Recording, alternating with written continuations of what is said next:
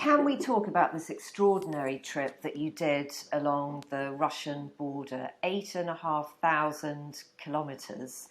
Why did you want to explore that? And actually, you'd better put it into the context of recent history because it's before the invasion of Ukraine, isn't it? Well, yeah, I mean, it's before the enlarged invasion of Ukraine. So Russia first invaded Ukraine in 2014 in the occupation and annexation of Crimea, and then stoking the civil war in Donbass, and then actually sending unmarked troops over the border. So that was the first invasion. I have been an officer in the British Army Reserve. I was with a unit called Seven Rifles, and after the occupation of Crimea, Estonia invited other NATO allies to come and help reinforce its defence. We were part of that group, and we were doing training in Estonia.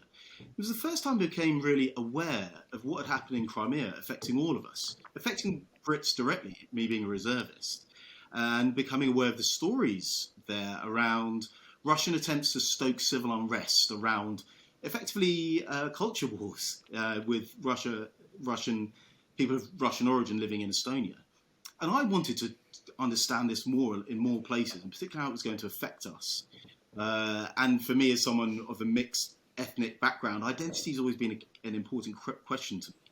So I decided to travel 8,500 kilometres along the Russian-European border, starting in Kirkenes in Norway, which is where Norway touches Russia, coming down through Finland, into St. Petersburg, Viborg, which is on the border with Finland, and then into Estonia, Latvia, Lithuania, Kaliningrad, Poland, Belarus, and then into Ukraine. So I went to Chernobyl, went west to Lviv and Ivano-Frankivsk into the mountains, east to Donbass, down to Odessa, and then I also got permission from the Ukrainian authorities to travel into Crimea.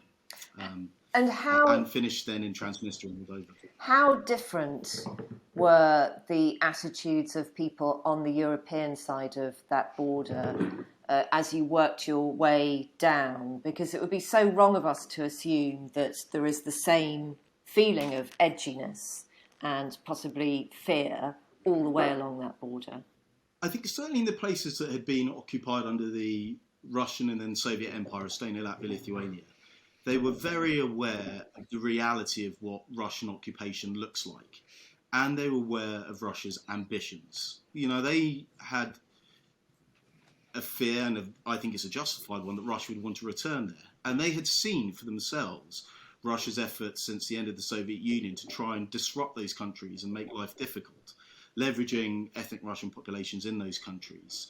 So in those countries, there was a really clear-eyed understanding of what Russia, particularly under Putin, was really like. So within those countries, that was something very apparent. In Ukraine, they were at war with Russia. They were fighting Russian troops in the Donbass since 2014. So they had a very clear-eyed view of it as well. And Belarus was an interesting place because I was mostly meeting people who were fairly Europeanized in the sense of a lot of them had studied in the UK or Poland, the people that I met. But even those who didn't speak English, who spoke Russian and Belarusian, largely Russian actually, they didn't have like an enmity towards Europe, but they had a sort of sense that Russia would look after them. And I was very aware of the ongoing efforts within Belarus of sort of Russian ideological infiltration, if you like. When or where during your travels, Ash, have you felt most vulnerable? I felt quite vulnerable hiking through Honduras, largely because there were people came up to us. I was filming a television series for my friend Levison Wood called Walking the Americas, and we walked through Honduras from the northern to the southern border. And as we entered the city of Tegucigalpa, we were walking along a main road, and a lady ran out to us from a food stall and said, "You guys, what are you doing?" I said, "Oh, we're just walking into Tegucigalpa." She said, "Right, I think you should get in a car now because there are these guys stood over there on a corner watching you, and I think they'll mug you, they might even kill you, so you should probably get in a car and drive on." I felt pretty vulnerable doing that.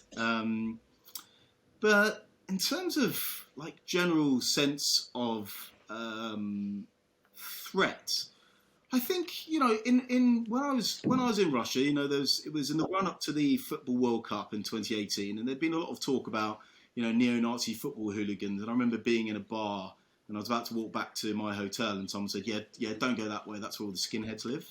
So just being aware of those sorts of things. I think as a man, you tend to carry with you the privilege and hubris of feeling less vulnerable than maybe a woman would feel travelling on her own. And I think that's something that I'm aware of, or I try to be aware of, and I try to put that across in my writing because, you see people write things like, "Oh, it's very safe walking through this area." It's not, well, maybe it's for you. Is it for everybody else?